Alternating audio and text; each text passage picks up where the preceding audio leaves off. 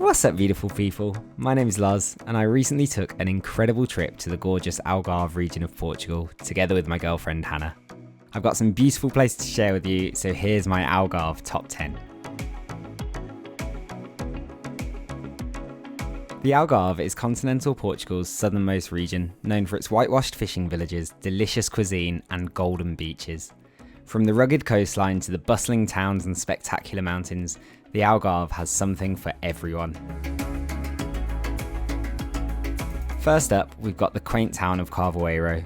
This is where we based ourselves for our trip, and we absolutely loved it. It's well known for its rock formations and caves, but perhaps the most famous of these is the Benaca, or Dole in English.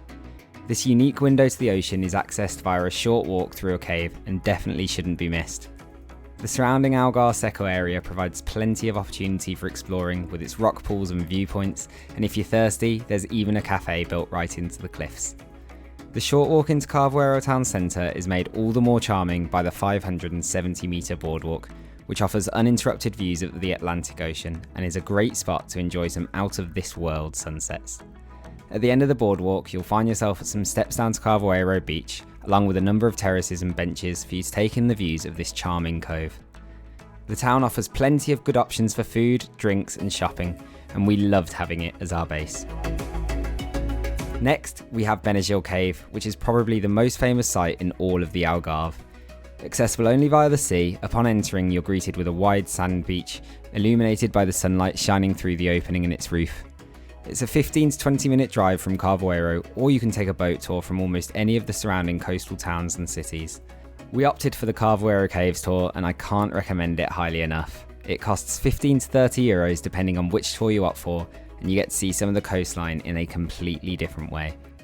We went for the longer 90-minute ride, and it was one of the highlights of our trip, squeezing through the tightest gaps and visiting so many awesome caves. One thing to note is that you're not allowed to jump from the boat and set foot on the beach in the cave due to safety reasons if you take a tour, so if this is something you want to do, then you should kayak or stand-up paddleboard round from the nearby Benagil Beach. It's possible to swim, but due to the often rough seas and number of speedboats in the area, it's not recommended. You should also consider walking along some of the Algarve's cliff-top paths to the top of the cave, and you'll get a completely different view down through the roof. Just a short way along the coast, you'll find the breathtaking Marinha Beach. It's been named as a World Top 100 beach, and when you visit, you'll easily see why. On a calm day, the water is the most stunning greeny blue colour, and the golden sand meets imposing limestone cliffs on the beach.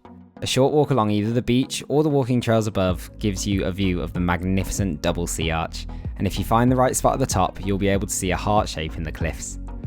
Parking is free, but it's limited, and as it's a popular beach, you may want to get there early to secure your spot. You can get light refreshments from the friendly ice cream man and check out the clothes stalls nearby, but for a real basic but delicious snack, you've got to head down to the snack bar.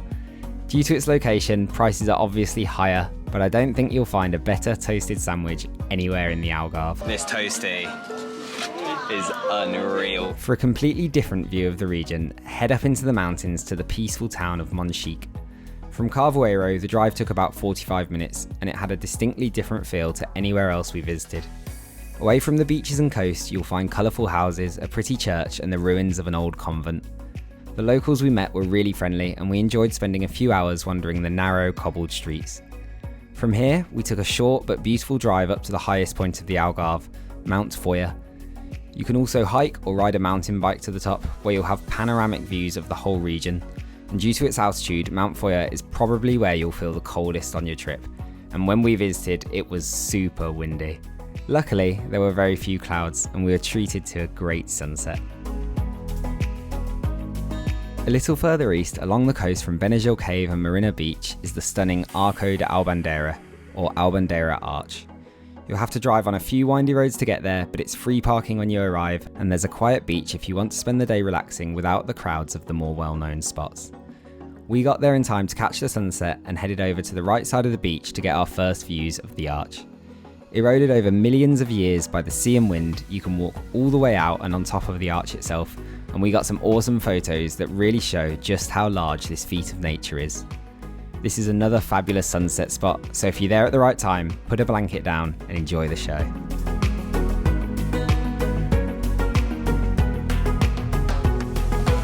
Over in the west of the Algarve, you'll find the city of Lagos, a place full of history and beautiful buildings, known for being the centre of European slavery at one point.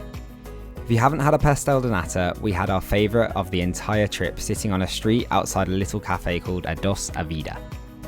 They were brought to us still warm, and they were so good that we had to get another 2 straight away. After your morning coffee and pastel, you'll be ready to spend some time walking the narrow streets of the old town and perhaps checking out some shops and stalls. There's plenty of gorgeous beaches nearby, so make sure you leave some time for exploring these, but first, head to Pom Pom Bagels to pick up some lunch. Our favourite beach in the area was Praia do Camilo, which is about 10 minutes drive from the city centre. To get to the beach itself, you'll have to make your way down 225 wooden steps on the side of the steep cliff face, and on a normal day, I'm sure that the surrounding steep cliffs would protect the beach from the wind and strong waves, but when we visited, the waters were pretty rough. Nonetheless, it was a great place to relax, and there was even a tunnel in the rock that leads you to another little cove. Some top tips from me are to try and avoid high tide, as there'll be less space on this already pretty small beach, and to bear in mind that it does get shaded earlier in the day due to its east-facing position. Praia de Pinhão, just a little bit further along the coast, also looked great, but when we arrived it was almost entirely shaded, so we went to the vast expanse of sand on the other side of Lagos, Meia Praia, to catch the rest of the day's sun. For dinner, we went for some Portuguese tapas at a place called Monchique, where we enjoyed a whole range of plates, including cured meats, olives, breads, goat's cheese, shrimp, and some delicious Portuguese vino verde. Dinner was amazing. Good. We love Lagos. Just 3 kilometers from Lagos, you'll be able to visit one of the most stunning rock formations in all of the Algarve, Ponta da Piedade. This headland is such an extraordinary place that I had to include it in its own right on this list. It has sea pillars, rock arches, and hidden grottos all chiselled out of the dramatic limestone coastline. The waves were super fierce on the day we visited, and our Portuguese friends have told us that because of this, we still haven't seen it at its best. Regardless, we absolutely loved it, and seeing the waves crash all around was pretty special for us. There's also a really nice boardwalk on the other side of the lighthouse, and we opted to watch the sunset from here one night. We weren't disappointed. Between Lagos and Portimão, near Alvor, is the Quinta da Rocha, a peninsula by the Alvor estuary. It's a feeding and resting point for dozens of different bird species which migrate between Europe and Africa in the spring and autumn, and it was for this reason that we wanted to visit. We found a Rocha Delicada, a walking trail that was a few kilometres down a bumpy road. On the sign it said you can see terns, redshanks, oyster catchers and even osprey, but I was most excited at the prospect of seeing flamingos.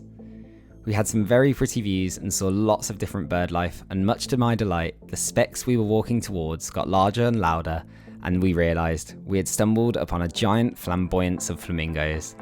As you can imagine, we were absolutely delighted to have come across such a spectacle, and as the evening drew closer, the sky put on another great show for us. For any of you bird lovers out there, this is a place to pin on the map for sure. Next up, we have Ferragudo, perhaps the prettiest village in all of the Algarve. Situated on the Arad River, just before it reaches the Atlantic, this whitewash fishing village has managed to escape the mass development that much of the region has endured. Just across the river, you'll be able to see the bustling city of Portimão, which is a stark contrast to peaceful Ferragudo, which has a population of under 2,000. Its old cobbled streets are a pleasure to wander, and you'll no doubt be stopping to take many photos of the pretty buildings, flowers and artwork. When you fancy a break, you can pick up a few trinkets in a shop or grab a coffee and pastel de nata. We did that and paid just €4 for 2 coffees and 2 pastéis, a great price for a tasty morning boost. Just by the beach, you'll see the medieval fort of São João de Arad standing majestically, and while you'll get a good view from right next to it, be aware that it's privately owned and no public access is permitted. Down by the water, you'll be able to see fishing boats unloading their catch, and then watch it cooked on an open grill. Overall, Ferragudo is such a gem because it's remained the small fishing village that it's always been. Simply put, it's a charming place to spend some time. And finally, we have Faro, the gateway to the Algarve and quite probably where you'll be flying into if coming via plane. It was different to pretty much anywhere else on our trip as it had more of a big city feel, which is to be expected when it's the capital of the region. Before catching our flight back home, we spent half a day exploring, enjoying some of the architecture, and having a final coffee and pastel de nata. There was some form of market fun fair thing on when we were there, which was unexpected, but kind of fun to check out briefly. But in all honesty, we were mostly done with the city centre in a few hours. Right by the airport is another wetland area called Ria Formosa. Although a road runs right through it and planes are regularly taking off nearby, this doesn't seem to deter the birds, and you can spot them easily as you stroll along the boardwalk. You'll get a view of Faro in the distance, and it's something a little bit different from the beaches you'll have likely seen so much of on your trip. As it's so close to the airport, this is a great place to spend some time before catching your plane home. Bye little Fiat Panda! Bye, friends! And there we have 10 of the top things to do on your next visit to the Algarve. Let us know down in the comments if you're visiting, or if you've already been and think somewhere else deserves a place on this list too. If you've enjoyed this video, please leave it a like and consider checking out my Algarve playlist for more tips and locations to visit in the area. Come and say hello over on Instagram and subscribe to see more. Thank you so much for watching. Big love, and it feels good around here.